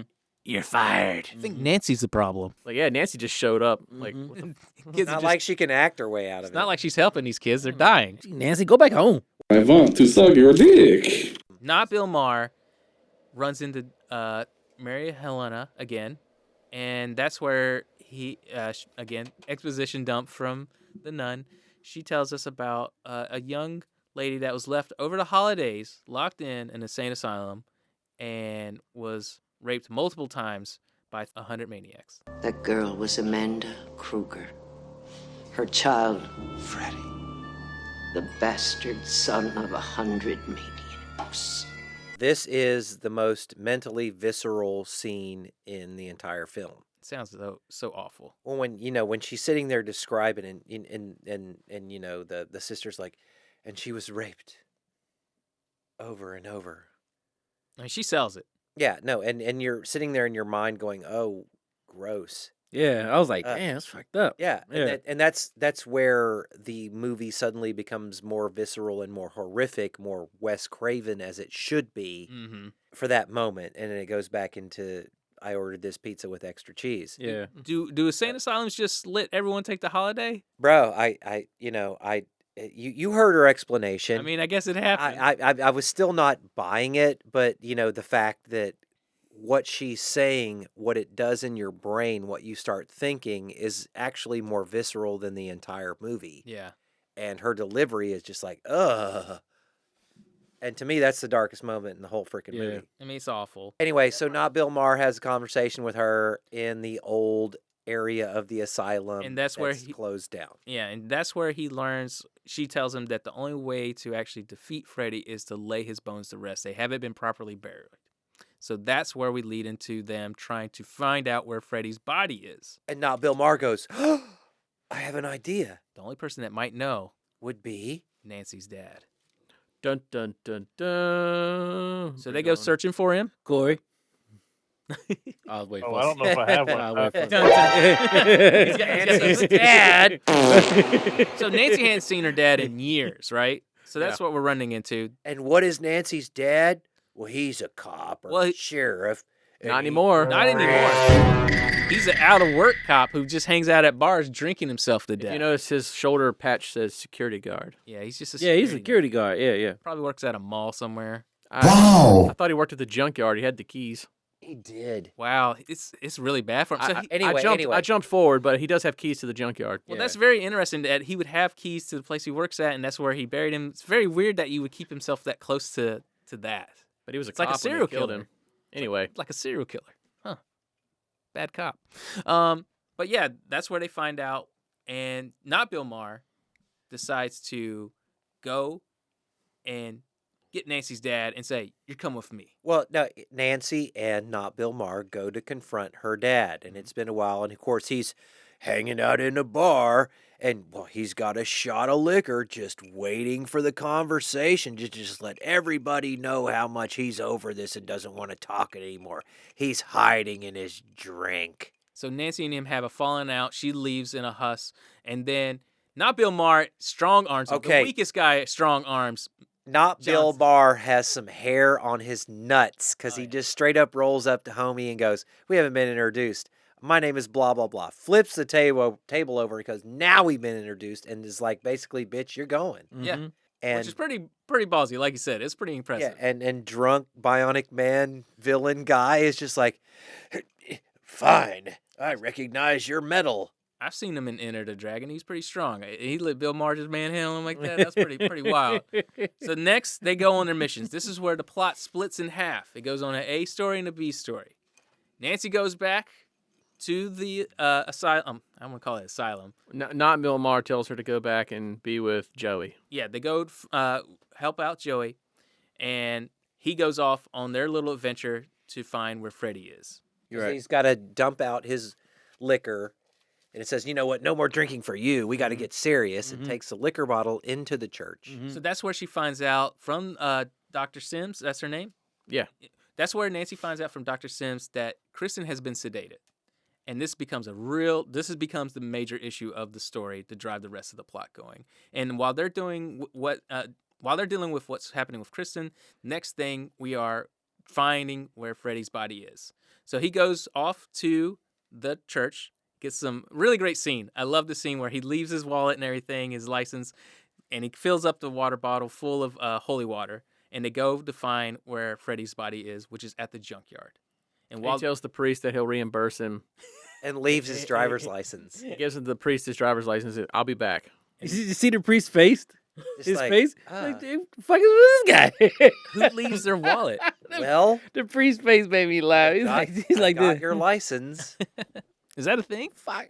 Does holy water cost? It's an 80s priest. He takes the cross off the wall. Yeah. He's going to steal the cross. Yeah. The priest is like, "Yo, Yeah, he fills up. The fuck? yeah, the fuck." Nancy's The church. Nancy's dad's liquor bottle. He fills it up with holy water, grabs the cross, and the priest is like, "Yo, what are you doing?" Yeah. And he's like, "Here's my license. I'll be back." And that gets him out of there. somehow. Yeah. And then during that time, Nancy's grouping back up with, they're going to do one more last session. They got to basically rescue Joey and free Kristen. How are they going to get in there? Back into the hypnotism. I love the hypnotism thing. I love it. I love it. And I love how they fall out, especially Tyrion, because she's the only one that you can actually believe. Everybody else is like, Wait a minute. Doesn't she go see Joey and then Freddy leaves like a message, like "Come and get me, bitch," like right on his chest? That's right. Carves it into his chest. Yeah. Another one of the cool effects of that time. You know, again, it's cheeselogged now, but when you look at it then, it had an impact. Yeah. But come and get me, bitch. Here's the dare, and they're gonna go back in and it's just showdown. Why? It's showdown because time. the Dream Warriors are here to fuck shit up. And right away, this is where it becomes just cutting down the crew. And let's fucking kill off 2 of them. One by one. You get cool dream scenarios, or subtly cool ones. We get ones with Taryn right away. That's the first one. That's the coolest one of the bunch. That's the one that everyone remembers. Yes. It's You know, stylistic. she turns into the chick from Night or what it was, Return of the Living Dead. And then she goes down the alleyway and then proceeds to show down with Freddy. This is the alley that she used to shoot up in. Yeah. Freddy's like, don't you remember me? But they have a little showdown and she jabs him a couple of times. He's like, ah! Ah! You know, she gets him with these little knives. He talks to her like a drug dealer. Yeah. Hey, come on. And then he gets her into it. And that's the moment where she's like, yeah, yeah. And then the sucking. Yeah, her track marks open up and then talking, and they're like sucking. But when the way he sticks it to her, you know, just takes all the needles and just all the way into her arms. And it's just like, but that was the moment when I was watching it in the theater. I was like, ow. One thing I my felt like little the high scene school lacked brain. is we didn't see the needles actually go into. They try. And you can see That him would have made struggle. it way more brutal. You can see him struggle with it on the wide shot. And apparently, I guess what was supposed to happen was he was supposed to be doing that the whole time, saying, what a rush. But then her eyeballs, like, pop out of her head. Like, they explode. But they cut away before all that because I think the effect didn't work at the end of the day. Yeah. But it's effective enough. It's just he sells it with his eyes rolling in the back of his head. But a classic death. Oh. Classic Freddy death. Probably the most iconic, right? I mean, they made shirts after it. They made the Dare one that shirts. makes the most impact. Probably the second most iconic, yeah. And then we go back to not Bill Maher and Nancy's dad going into the junkyard. Yeah, it's cross-cutting between both scenarios at this time. All right, this is what I love.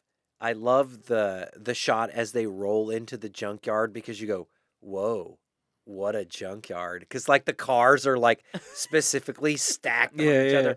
And there's this little path for the car, and you're like, okay. The most junkyard. This is the most junkiest junkyard I've ever junkyard. And again, not Bill Maher is strong-arming him all the way through it to the point where he's, like, keeping him from getting the keys and everything there. And he tells him to dig. Like, I love that part. Yeah. He doesn't even participate. He's like, Yeah, because the dad was about to get the fuck out of there. Yeah. And he was like, "Look, what did he say? Like, you looking for these?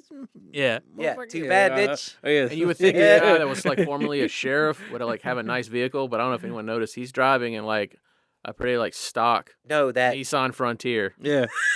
Wait, no, that truck? You talking about that little pickup truck? Yeah, the truck. That's Saxton's because Nancy took the other car. And I mean, like, of course they destroy it, but they're like, let's find the boboest vehicle we can possibly find because we're gonna have to destroy it. Yeah. It's Larry the PA's first car. Probably from the junkyard. They bought it from him. Probably from that junkyard. Yeah. You have a functioning vehicle we can destroy. I was like, I feel like her dad would have a nicer car. It's like nothing wrong with the Frontier. Sure. I just figured he'd Is have. it a Frontier? It's a Nissan Frontier. Well, he's just wasted. He's probably sold off everything at this point. Oh, he's that deep into his alcoholism? Oh, of course. I mean, he took over the mom's role from part one, right? Well, he looks pretty healthy. Well, he's John Saxon. He's a handsome man that knows kung fu. He hasn't gone completely bald yet either. Oh, no, he looks great. Not yet. He looks great. For a drunk, he looks great. So we go back and we're going to kill Will. Next is Will. The lamest. Yep. Oh, the Wizard Master has the lamest death. Lamest death. It's so lame. It's the lamest fucking goddamn death I think Freddy has ever done. But, well, Freddy also gives him the great one-liner where he's like, it's back in the saddle again like he's Aerosmith, hanging up on the wall like that. But I love, that his biggest fear is this chair, tyrant wheelchair. It slashes him as it goes by. Like he's scared of a wheelchair that he put himself in. And then there's this moment with Freddy in the chair, like, and the chair's like alive, like, He's from Mad Max. Rips down the hallway, cuts Will, And then Will's like, I'm going to turn into a wizard. He goes, wait a minute. My dream power is I'm... It becomes that role play aspect completely amped to 100. Right, and then it's like they ran in and put the wardrobe on top of the wardrobe he was wearing and put him on an apple box. The worst. Like he's Dracula suddenly costume. taller. The worst awful. Dracula costume. Didn't he even have a music? Like, did the music go ding or some shit? It was real lame. They color like green lightning over it. I think I remember that. His lightning bolts are like, well, he does that like pussy repellent line that he Yeah, does, like son of Laurel, and demon elves, and be gone. It's like, and it looks like he does the come. And Freddy's like this, and then he picks him up, manhandles him, right up there, and then straight up just. he tells him, I don't believe in that fairy tale shit. Or Yeah. whatever. and he just stabs him straight in the heart like this, like So Will's gone. Yeah, fuck Done. Will. Fuck Will. Done. All right. Fuck him in his wheelchair. Fuck him. I hated Will. Will sucks. Oh, we're digging up Freddy now. We're digging up. Well, no, we're not digging up Freddy. We're going to the Oh, he's in the trunk of a car. the trunk of the car in the perfectly stacked vehicles in Right. the junk yard, and for some reason it takes Bill Maher like 2 minutes to use the shovel to pry open the trunk. So yeah, I was like, just bust open the trunk, bitch. What the deal? Hurry he's up. like, well, maybe I should get the shovel that I came over here with initially, and then pop it open, and there's the bag. Yeah.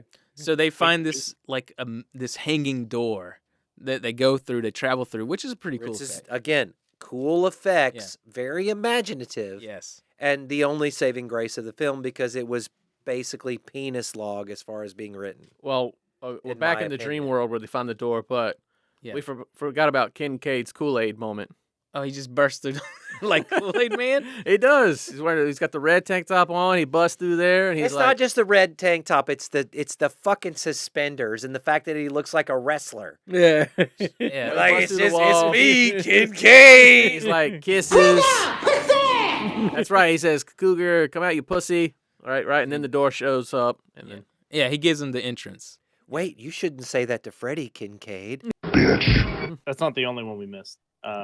We also missed Freddy chopping off her mom's head. oh shit. It's not even on here. So we forget the scene, so we'll cut back to it. But we do get where Kristen's believing that she's still in a dream and that she's waking up. Flashes back to the beginning of Back the to film. the origin. And then you get the whole scenario where, Kristen's Andale mom shows up and she's like being Loving. for the first time. And she's just caring about her. You hear the line, "Hey, where's the bourbon?" And just kind of nonchalantly like, "Don't worry about it. I'm more focused on Kristen."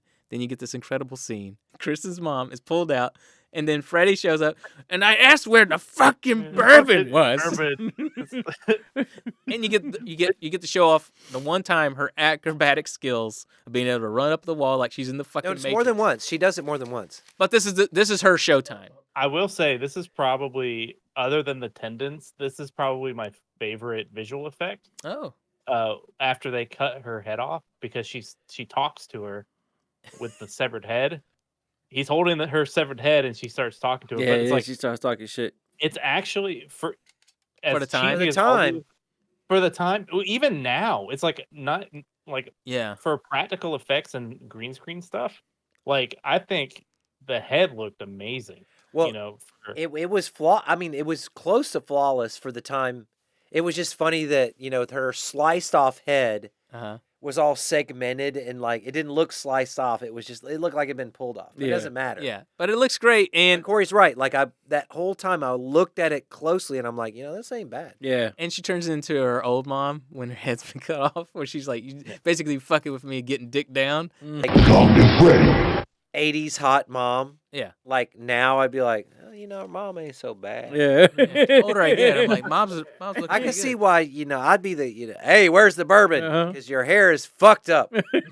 But I'll still hit it. I just don't want to look at your fucking 80s hair. Yeah.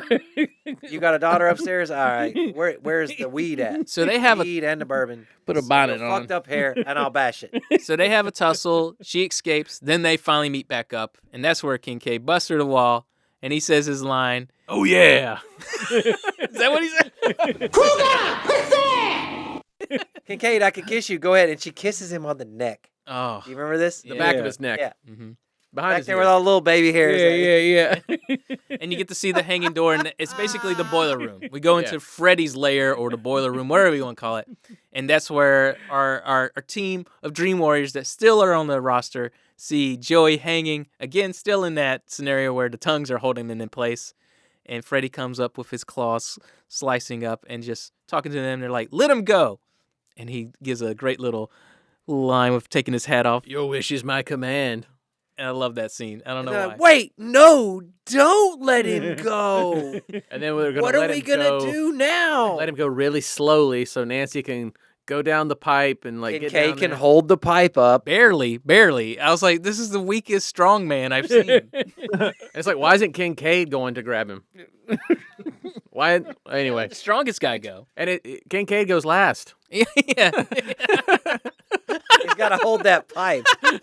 He lets all the ladies do it. Go ahead, bitch. I can't just stand up here with all this wrestling gear on and not hold the pipe. Nancy grabs Joey. You want me to do everything? Kristen goes and does like a Liu Kang to goddamn Freddy, right? Oh, right. Yeah, there's a Liu Kang to her Just bicycle flips. kicks. Just And flips. That's all she does is flips. And then Kincaid finally is like, oh yeah, I guess I'll help. And he grabs Nancy and pulls them both up. And then he tries to fight, but Freddy Well, see, that's another thing, too, is like, okay, if your dream warrior power is super strength, then Freddy's just slapping him around like everybody else. Yeah. Yeah. As soon as Freddy puts a hand on him, he's like, eh. Yeah. He one-hands him. He like holds Yeah. him like this. Yeah, and like he doesn't ever like twist Freddy's wrist or smash Freddy's head or he doesn't do anything strongman-y. Yeah, don't Freddy yoke him up too? Yeah, he he does. straight up. And then Nancy has to stab him in the gut. Yeah. And that's the only part where I'm like, Nancy's stronger than him. And Yeah, Nancy takes that pipe, rams it through Freddy. Freddy pulls it out, licks it, tears his sweater, shows off all the souls. Shows off the souls. This is where we learn a little bit more. Yeah. What came out first, this interesting movie or shot. Scrooged? This movie. Scrooge is 88. Okay, because it's very Scrooge-esque with the soul the stuff. ghost of Christmas Future, where he like opens up his thing and then you've got the little people in there. Anyway, go ahead. No, but it's a great effect. I love the little effect. It's a practical effect. It's fairly spot on. This is yeah. The one on the upper left hand side that's like it's like half mirrored and like yeah. You could just hear the little Cartman voices coming out It of it. was real creepy though. Yeah, it's creepy as shit. It was creepy. It's the first time we get like some new lore about Freddy. Yeah. True. So we find out that he actually is the reason why he's even killing these kids at this point is he actually gains energy from them. Yeah. And he's like the souls of the children power him. But they only give you these things in these little quick Just tiny bits of bursts. Right. And you're like that's the basis for the whole story. And that's so 80s. It's almost as tiny as much as when they accidentally let Robert Englund's real voice slip through, because that happens in that moment too. Yeah. He says, "There's room for more," and it's like non-modulated Freddy voice. It's so weird. I don't know why they do it and they forget it sometimes, but it's just it's a whoopsie. But his normal voice slips through at least twice in the movie. I didn't notice that. Where do we go from here? Like, then we go back. That's when Freddy realizes something's going on in the real world. Let me disappear. So he goes up to the real world, and we get to see some of the coolest stop motion effects, I think, since Sinbad. or Clash of the Titans. But okay, I will give them credit for this. There was something about how they did the motion of the body with the skeleton when Freddy incarnates in the skeleton bones and proceeds to whoop ass. Mm-hmm. all right, what the whooping ass? He has the claws. Yes. In the first one, the claws are in the furnace. Or does he have like spiky well, that's really hard. It's hard to tell. I can never tell. He was not buried with his claws. I know he wasn't, but it looks like he just has really spiky fingernails because of bone fingers. So I can't really tell if he's actually using the claw or not. And then he like just throws John Saxon right into a bunch of parts. And he gets spiky rubble. impaled on this side. Spiky rubble. It's spiky rubble. So that he'll live just long enough. And he knocks Bill Maher out.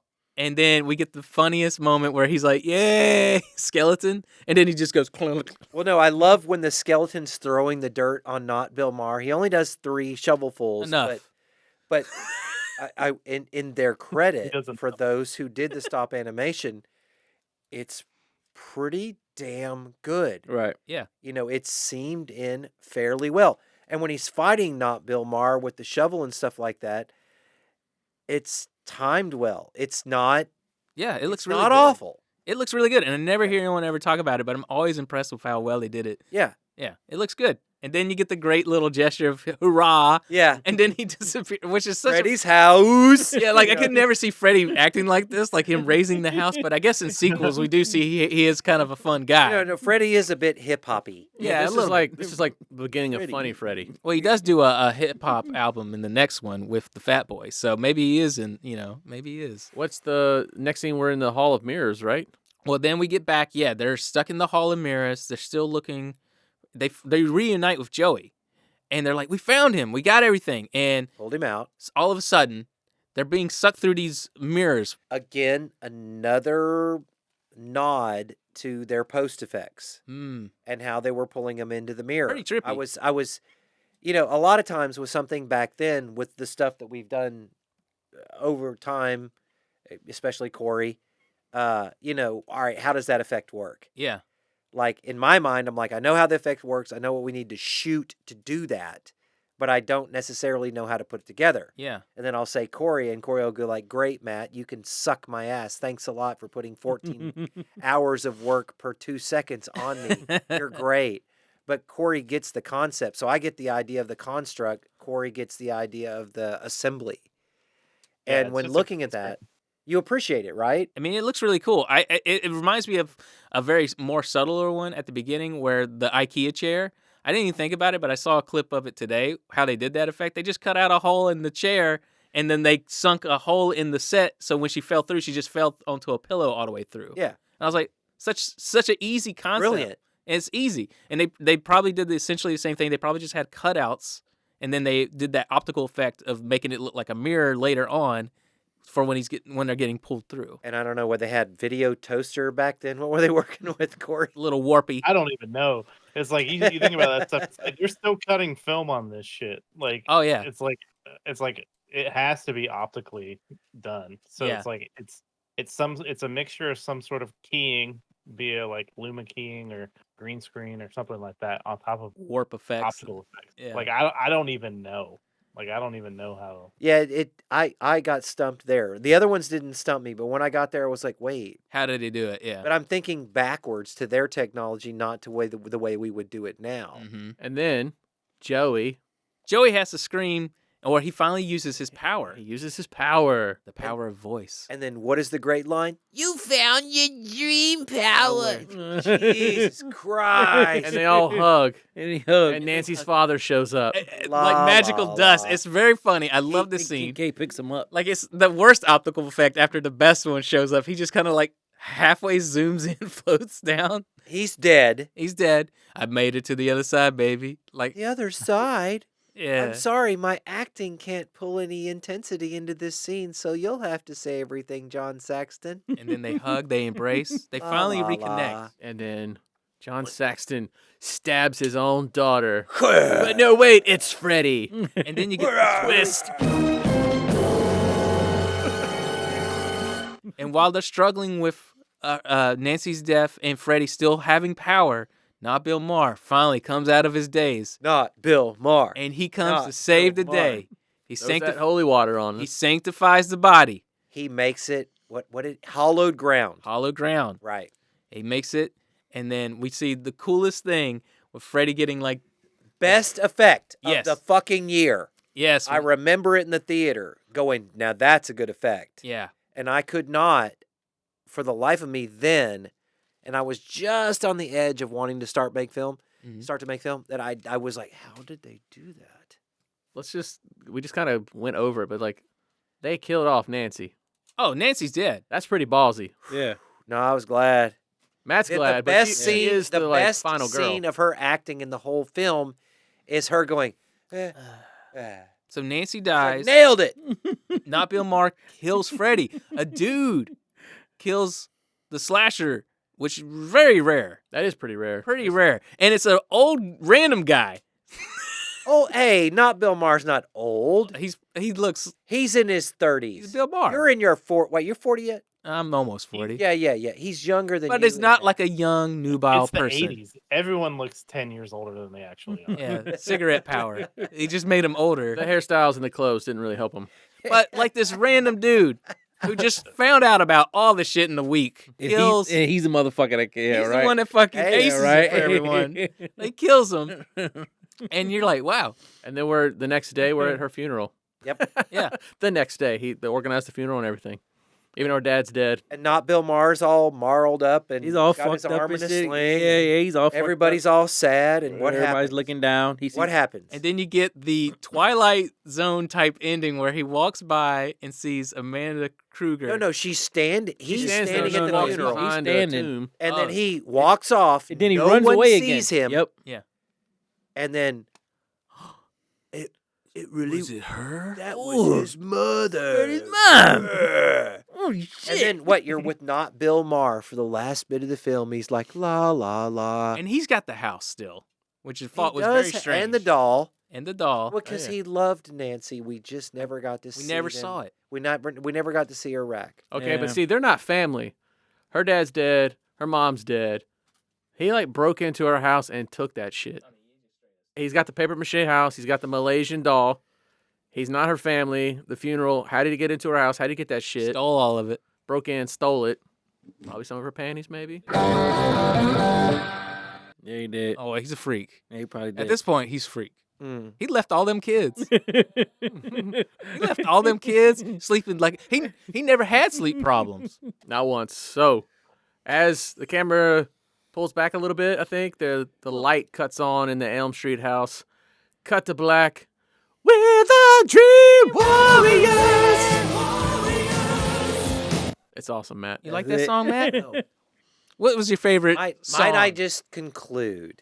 So that's the end of the Dream Warrior. I just want to conclude with this may be the single weakest. This is the weakest film that we selected to talk about. Man, that's Young Gravy's favorite movie, man. I don't give a fuck about Young Gravy. I'm Old Gravy, and Old Gravy said it sucks. Yeah. Boo this man!